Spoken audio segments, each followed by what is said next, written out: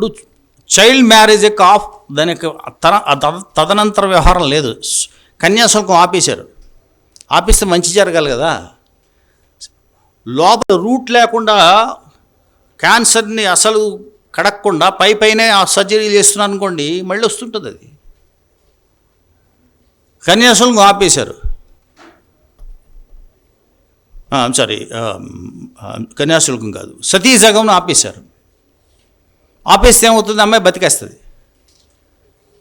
80 ఏళ్ళ భర్త, ఈమె 10 ఏళ్ళ పాప, 12 అప్పుడే వితంతువు చేసేస్తారు. వితంతువు చేసి ఇంట్లో పెడతారు. అక్కడే వయసు వస్తుంది. అప్పుడు ఆమె ఇంట్లో ఉండే మృగాలు చూడాల్సి వస్తుంది.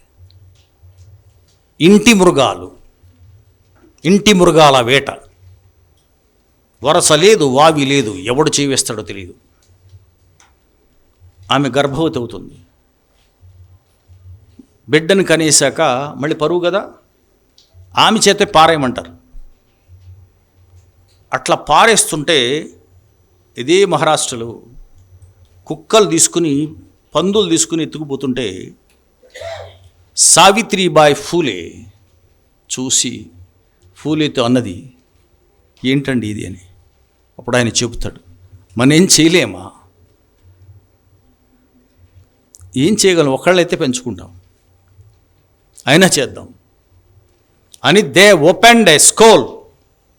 మేమేమీ అడగం, ఏ తల్లి బిడ్డ అని అడగం, ఏ తండ్రి బిడ్డ అని అడగం, మా బిడ్డగా స్వీకరిస్తాం అని రిఫార్మ్స్. మీరు చేసిన పనికి బలైపోతున్నటువంటి కింది కులాలకు సంబంధించినటువంటి మహాత్మా జ్యోతిరావు ఫూలే ఒకసారి, అంబేద్కర్ ఒకసారి మాట్లాడుతుంటే మీరు ఇంకా ఇదేదో కులవాదులు వెళ్ళు, కులం గురించే మాట్లాడతారని కులం బ్రాండ్ వేయడం ఎంతవరకు కరెక్ట్? నిజానికి అలా పెంచుకున్నటువంటి వాళ్ళలో, అలా ఆదరించిన వాళ్ళలో ఒక బిడ్డని వాళ్ళు సొంతంగా పెంచుకుని డాక్టర్ని చేసుకున్నారు. So Phule and Savitribai Phule. అందుకే Ambedkar hats off to Jyotirao Phule.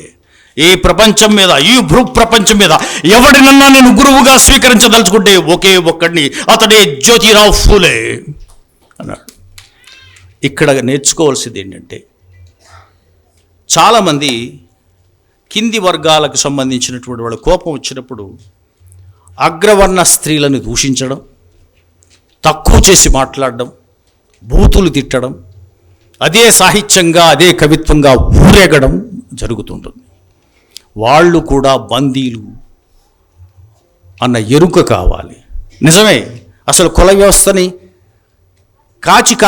కాపాడేది వాళ్లే, కాపలా వాళ్లే పెడతారు. కాబట్టి ఎవరన్నా ఇంటికి వెళ్ళామనుకోండి, పురుషులు అడగరు మీరు ఎవరని. అందులో ఉండే స్త్రీలు, బాబు ఎవరబ్బాయి బాబు అంటారు. చంపుకు తినేస్తారు కులం చెప్పేవరకు. స్త్రీలే చేస్తుంటారు, ఎవరన్నా పురుషులు కాదు. మీరు వెళ్ళి చూడండి ఎక్కడైనా. ఎందుకు వస్తాడు, దాన్ని ప్రాక్టీస్ చేయించేది వాళ్ళ చేతే. వాళ్ళకి తెలియదు అది కదా. సో ఒక గొర్రెను బలిస్తుంటే ఇంకో గొర్రె ఆనందిస్తున్నట్టు రేపొద్దున దాన్ని కూడా వేస్తారని తెలియదు కదా. సో అట్లా ఉంటుందన్నమాట.